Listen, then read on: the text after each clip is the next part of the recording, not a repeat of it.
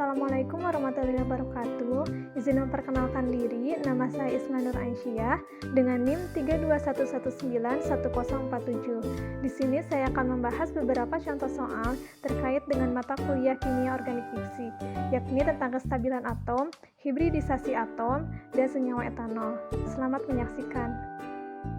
Kita langsung saja pada soal pertama. Dari kelompok senyawa berikut ini, manakah yang tidak termasuk ke dalam aturan oktet? Berikut pilihan jawabannya dapat dilihat. Nah, untuk dapat menjawab soal berikut ini, mari kita pahami terlebih dahulu dalam materi mengenai kestabilan atom, berikut struktur Lewisnya di dalam materi ikatan kovalen. Jadi, setiap atom itu akan berusaha untuk mencapai kestabilan. Nah, lalu, bagaimana kriteria kestabilan untuk atom? Atom dikatakan stabil apabila memiliki konfigurasi elektron seperti konfigurasi elektron pada gas mulia atau golongan 8A. Kenapa pada gas mulia dikatakan bisa stabil? Hal ini karena semua subkulitnya terisi penuh oleh elektron. Nah, kecenderungan atom-atom untuk memiliki konfigurasi elektron seperti gas mulia ini disebut dengan kaidah duplet dan kaidah oktet. Kaidah duplet ini berarti atom-atom cenderung memiliki konfigurasi elektron seperti helium, yaitu yang memiliki elektron valensi 2. Sedangkan kaidah oktet berarti atom-atom cenderung memiliki konfigurasi elektron seperti gas mulia lainnya, seperti neon, argon, kripton, dan yang lainnya yang memiliki elektron valensi 8. Nah, sesuai dengan soal, mari kita fokuskan pada aturan oktet. Aturan oktet menyatakan bahwa atom cenderung bereaksi dengan unsur lainnya untuk membentuk 8 elektron valensi dan berubah menjadi stabil atau seperti konfigurasi elektron pada gas mulia. 8 buah elektron valensi dianggap stabil karena kulit terluar atom tersebut terisi penuh. Saat kulit terluar terisi penuh, unsur tersebut akan sulit untuk melepaskan maupun menerima elektron dari lingkungan, sehingga stabil dan tidak mudah bereaksi.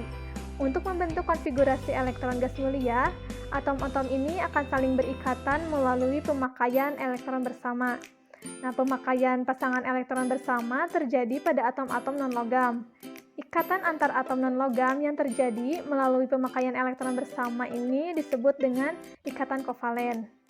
Penggambaran distribusi elektron dalam suatu struktur molekul dengan menggunakan tanda elektron disebut struktur Lewis. Nah, tanda elektron ini yang biasa digunakan berupa tanda titik dan tanda silang. Nah, selanjutnya saya akan membahas mengenai langkah-langkah dalam menggambar struktur Lewis. Jadi yang pertama itu kita hitung terlebih dahulu jumlah semua elektron valensi untuk setiap atom dalam molekul. Lalu kita gambarkan susunan elektron valensi atom-atom. Nah, setelah itu kita gambarkan susunan atom untuk molekul dengan jumlah ikatan atau kedua atom mulai berikatan. Nah, untuk mengetahui jumlah elektron valensi ini, kita perlu buat konfigurasi elektronnya terlebih dahulu. Konfigurasi elektron ini adalah penataan elektron ke dalam kulit dan subkulit atom. Nah, setelah memahami materi, maka kita dapat menjawab soal yang diberikan. Langsung saja kita bahas. Untuk pilihan A, saya akan ambil salah satu contoh senyawanya, yaitu NH3. Berikut pembentukan struktur Lewisnya. Nah, kita dapat lihat bahwa atom N atau nitrogen ini memiliki nomor atom 7, sehingga konfigurasi elektronnya 2,5. Nah, untuk unsur N ini memerlukan 3 elektron untuk mencapai kestabilan. Struktur Lewis ini menggambarkan susunan elektron valensi atom-atom, sehingga pada atom N ini dikelilingi oleh 5 elektron. Nah, untuk atom H atau hidrogen ini bernomor atom 1, sehingga memiliki konfigurasi elektron 1. Artinya memerlukan 1 elektron untuk mencapai kestabilan. Nah, untuk struktur Lewisnya seperti yang tadi menggambarkan susunan elektron valensi atom-atom, sehingga pada atom H ini dikelilingi oleh 1 elektron. Nah, untuk struktur Lewisnya dapat kita lihat pada gambar di samping. Jadi bahwa pada atom N dan atom H ini saling berikatan satu sama lain untuk mencapai kestabilan. Jadi jika atom N ingin mencapai kestabilan, maka satu atom N ini harus berikatan dengan 3 atom. Nah, dalam struktur logis di samping, atom N ini menerima 3 elektron dari atom H, sehingga total elektron atom N ini adalah 8 elektron, yaitu 5 elektron milik atom N sendiri dan 3 elektron dari atom H setelah berikatan. Hal tersebut memenuhi kaidah oktet, karena oktet berarti total memiliki 8 elektron. Nah, untuk di pilihan A, karena memenuhi kaidah oktet, selanjutnya kita ambil lagi di pilihan bagian B. Saya akan ambil contohnya, yaitu senyawa CO2. Berikut dengan konfigurasinya. Mari kita bahas kembali. Nah, untuk atom C ini memiliki nomor atom 6, sehingga konfigurasinya 2,4. Jadi, untuk elektron valensinya 4. Ini artinya memerlukan 4 elektron lagi untuk mencapai kestabilan oktet. Nah, struktur logis kan menggambarkan susunan elektron valensi atom-atom, sehingga pada atom C ini akan dikelilingi oleh 4 elektron. Lalu untuk atom O atau oksigen memiliki nomor atom 8, sehingga konfigurasinya 2,6, atau elektron valensinya berarti 6. Nah, ini berarti memerlukan 2 elektron lagi untuk mencapai kestabilan oktet. Nah, untuk struktur logisnya karena menggambarkan susunan elektron valensi, sehingga pada atom O ini akan dikelilingi oleh 6 elektron. Nah, dari struktur logisnya dapat kita lihat agar atom C dan atom O ini dapat berikatan untuk membentuk keadaan stabil, maka atom C harus memasangkan 4 elektron, sedangkan atom O hanya memasangkan 2 elektron. Nah, agar atom C mencapai kestabilan, satu atom C berikatan dengan 2 atom O, sehingga atom C menerima 4 elektron dari atom O. Kemudian, elektron digunakan bersama untuk saling berikatan. Nah, hal tersebut sudah memenuhi kaidah oktet, karena oktet berarti memiliki total 8 elektron. Dari gambar Lewis di samping juga dapat kita lihat bahwa hanya terdapat 4 elektron atau 2 pasangan elektron yang digunakan bersama untuk berikatan antara atom C dan atom O, sehingga hal ini termasuk ke dalam ikatan kovalen rangkap 2. Oleh karena itu, pada senyawa CO2 ini terdapat 2 ikatan kovalen rangkap 2. Nah, selanjutnya karena pada pilihan A dan pilihan B sudah memenuhi aturan oktet, maka selanjutnya kita ambil lagi untuk bagian C atau pilihan C. Saya ambil salah satu senyawanya, yaitu BF3. Mari kita bahas kembali. Nah, dengan cara yang sama untuk atom B yang bernomor atom 5, sehingga konfigurasinya 2,3, artinya memerlukan 3 elektron lagi untuk mencapai kestabilan. Struktur Lewis yaitu menggambarkan susunan elektron valensi atom, sehingga pada atom B ini akan dikelilingi oleh 3 elektron. Nah, selanjutnya untuk atom F kita lihat memiliki nomor atom 9, jadi konfigurasinya yaitu 2,7. Ini artinya memerlukan 1 elektron untuk mencapai kestabilan. Untuk struktur Lewisnya, karena memiliki elektron valensi 7, sehingga pada atom F ini akan dikelilingi oleh 8 elektron. Nah, berikut struktur Lewisnya dapat kita lihat dari atom B dan atom F ini saling berikatan satu sama lain untuk mencapai kestabilan. Nah, untuk mencapai kestabilan ini, maka satu atom B berikatan dengan 3 atom F. Dapat kita lihat sehingga atom B menerima 3 elektron dari atom F. Nah, kita lihat bahwa di sini total elektron dari atom B adalah 6 elektron, yaitu 3 elektron milik atom B dan 3 elektron lagi dari atom F. Nah, karena total elektron dari atom B ini 6, sehingga hal tersebut menyimpang dari kaidah oktet. Hal ini karena oktet berarti total memiliki 8 elektron. Nah, setelah beberapa pembahasan, sehingga kita dapat mengetahui bahwa jawaban untuk nomor 1 yaitu senyawa yang ada pada pilihan C, karena menyimpang dari aturan oktet. Untuk senyawa lain yang ada di pilihan C ini, dapat kita lakukan pembuktian juga kestabilannya dengan cara yang sama seperti yang saya jelaskan sebelumnya. Nah, untuk selanjutnya, untuk nomor 2 yaitu hibridisasi dari atom C2, O, dan N pada gambar berturut-turut adalah. Nah, untuk menjawab soal ini, ada baiknya kita pahami terlebih dahulu mengenai hibridisasi dan bagaimana cara cepat atau tips dan triknya untuk menyelesaikan soal tersebut. Yaitu bagaimana mengetahui mana atom-atom yang memiliki hibridisasi sp, sp2 atau sp3. Bisa dilihat dari gambar struktur pada soal bahwa atom-atom tersebut adalah karbon, oksigen, dan nitrogen. Nah, langsung saja kita mulai. Apa sih hibridisasi itu? Jadi, hibridisasi merupakan proses peleburan orbital-orbital dari tingkat energi yang berbeda menjadi orbital-orbital yang energinya setingkat atau setara. Nah, setelah diketahui hibridisasi, kita dapat simpulkan bahwa hibridisasi molekul adalah pembentukan orbital baru dengan gabungan atau peleburan dari dua atom atau lebih atom dalam satuan atom. Nah, orbital gabungan atau hasil hibridisasi ini disebut juga dengan orbital hibrid. Nah, tujuannya dari hibridisasi ini adalah supaya mencapai keadaan stabil. Seperti pada nomor 1 juga, untuk mencapai keadaan stabil harus memenuhi kaidah oktet. Nah, pada materi ini juga kita harus paham mengenai konfigurasi elektron dan kaidah oktet yang harus dipenuhi oleh ketiga atom tersebut. Jadi, nomor 2 ini sebenarnya berhubungan dengan nomor 1. Langsung saja, yang pertama, elektron valensi untuk atom karbon memiliki elektron valensi 4. Jadi nomor atomnya adalah 6, maka konfigurasi elektron menurut teori Bohr adalah 4. Kemudian untuk oksigen dengan nomor atom 8, sehingga konfigurasi elektronnya 2,6, sehingga konfigurasinya 6. Lalu selanjutnya untuk nitrogen dengan nomor atom 7, konfigurasinya 2,5, artinya memiliki 5 elektron valensi. Nah, setelah mengetahui konfigurasi elektron dari ketiga unsur tersebut, kemudian yang kedua kita membuat lambang Lewis. Jadi ketika atom tersebut sesuai dengan jumlah elektron valensinya, atom karbon mempunyai 4 elektron valensi.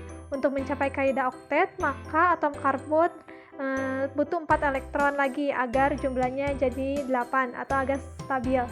Kemudian untuk atom oksigen, karena sudah punya 6 elektron valensi, maka membutuhkan 2 elektron lagi untuk mencapai kestabilan. Selanjutnya untuk nitrogen juga sama, karena mempunyai 5 elektron valensi, maka dibutuhkan 3 elektron lagi untuk mencapai kestabilan. Nah, dasar inilah yang akan menentukan ada berapa ikatan yang bisa dibentuk oleh atom-atom karbon, oksigen, dan nitrogen. Oke, langsung saja ya. Terlebih dahulu kita tuliskan struktur Lewis dari masing-masing atom tadi, berupa atom karbon, oksigen, dan nitrogen. Nah, kemudian ada 3 jenis hibridisasi yang perlu diketahui dari ketiga atom tersebut, yaitu sp3, sp2, dan sp. Nah, di sini saya hanya akan membahas cara singkatnya atau tips dan triknya supaya bisa langsung menyelesaikan soal-soal tadi. Jadi, untuk cara cepatnya dapat kita lihat untuk sp3 ini, kita hitung untuk S-nya itu pangkat 1, jadi ada 1, dan untuk P-nya ada 3, maka di total ada 4 ya, ada 4 domain elektron. Nah, untuk atom karbon mempunyai 4 elektron valensi, maka dia bisa membentuk 4 ikatan. Untuk nitrogen butuh 3, kemudian untuk oksigen membutuhkan 2 elektron valensi.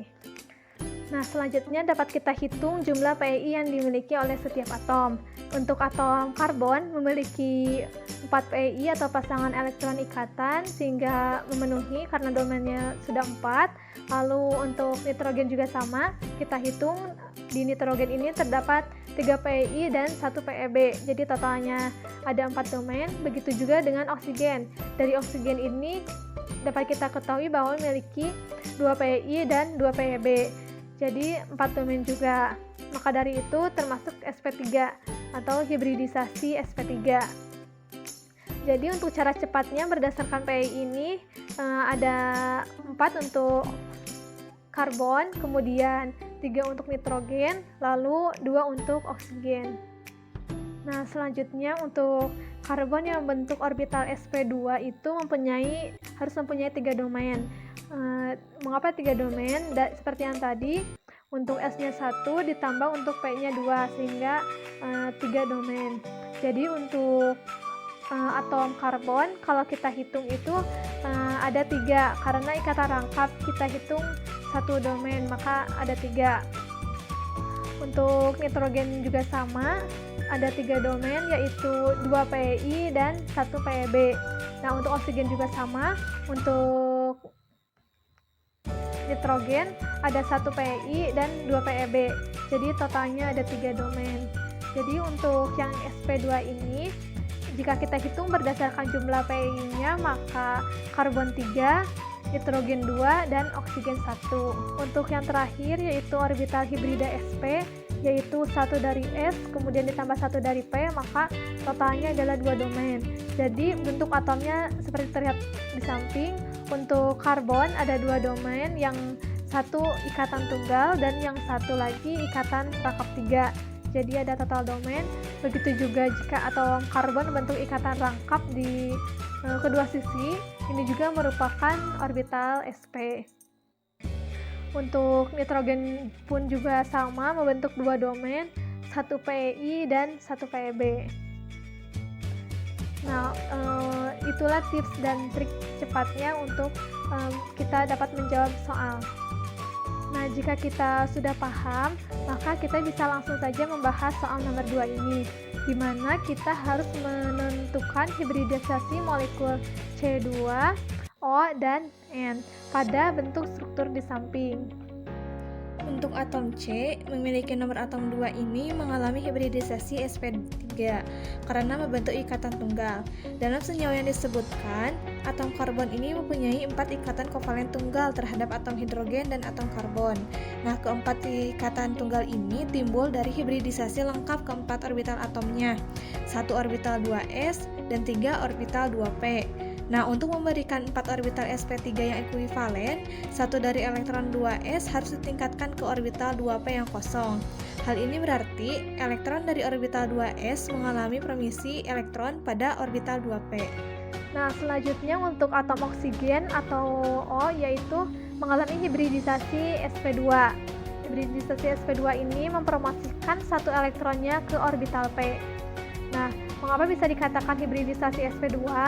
Berdasarkan pembahasan yang telah saya sampaikan sebelumnya, dari petunjuknya dapat kita lihat bahwa pada struktur senyawa yang dimiliki atom O ini memiliki 1 PeI dan 2 PeB, sehingga memiliki total 3 domain. Juga terbentuk ikatan rangkap 2. Nah, sehingga bisa dikatakan mengalami hibridisasi sp2. Dalam kondisi seperti ini, oksigen mempunyai ikatan sigma juga memiliki 1 ikatan pi. Nah, untuk selanjutnya yaitu atom N atau nitrogen, pada gambar struktur di samping mengalami hibridisasi sp. Nah, seperti pada pembahasan sebelumnya, kita lihat dari petunjuknya bahwa atom nitrogen ini memiliki 1 PeI dan 1 PeB. Nah, 1 PeI ini termasuk ke dalam ikatan rangkap 3 pada atom nitrogen tersebut. Nah, di mana seperti yang saya jelaskan, jika nitrogen mempunyai 3 ikatan, itu adalah sp3. Jika mempunyai ikatan rangkap 2, itu sp2. Dan jika rangkap 3, maka sp. Maka jawabannya untuk nitrogen ini adalah sp. Nah, kita kembali ke soal. Setelah kita bahas bersama, sehingga hibridisasi dari atom C nomor 2, O, dan nitrogen pada gambar berturut-turut adalah sp3, sp2, dan sp. Atau pilihan yang benar yaitu bagian C. Nah, untuk selanjutnya yaitu nomor 3 merupakan pertanyaan teori. Mari kita bahas bersama-sama. Berikut ini pernyataan mengenai etanol. Kita lihat pilihannya. Manakah pernyataan yang benar? Nah, mari kita bahas satu persatu. Nah, untuk yang pertama yaitu etanol mengandung ikatan OH polar sehingga dapat bercampur baik dengan air. Nah, pernyataan ini benar ya, karena etanol bersifat polar. Bersifat polar ini ditandai dengan adanya gugus OH di ujung. Begitupun dengan air, tersusun atas ikatan H dan OH. Karena sama-sama polar, maka air dan etanol ini dapat membentuk sistem larutan. Selanjutnya, pernyataan yang kedua bahwa etanol membentuk ikatan hidrogen dengan air. Nah, pernyataan ini juga benar karena pada senyawa etanol memiliki ikatan hidrogen dengan air, di mana jumlah ikatan hidrogen pada air lebih banyak sehingga total energi ikatan air lebih besar. Lalu pernyataan yang ketiga yaitu titik didih etanol lebih tinggi dibandingkan hidrokarbon dengan jumlah atom karbon yang sama. Pernyataan ini juga benar, di mana titik didih etanol yang lebih tinggi ini ditentukan oleh adanya ikatan hidrogen, walaupun gaya hidrogen juga dapat terjadi. Selanjutnya pernyataan yang keempat yaitu pada temperatur sama, tekanan uap jenuh etanol lebih rendah daripada air. Nah, kita lihat bahwa pernyataan keempat ini salah ya, karena alkohol, yaitu khususnya etanol, mempunyai tekanan uap lebih besar daripada air. Hal ini karena etanol mempunyai gaya tarik antar molekul yang lemah, sehingga lebih mudah menguap daripada air pada suhu yang sama pula. Jadi kita ketahui untuk pertanyaan yang nomor 3 ini, jawaban yang benar adalah yang bagian C, yakni pernyataan yang ke-1, 2, dan ketiga. Demikian penjelasan dari saya mengenai beberapa soal dalam mata kuliah Kimia Organik Fisik. Mohon maaf jika ada kesalahan. Wassalamualaikum warahmatullahi wabarakatuh.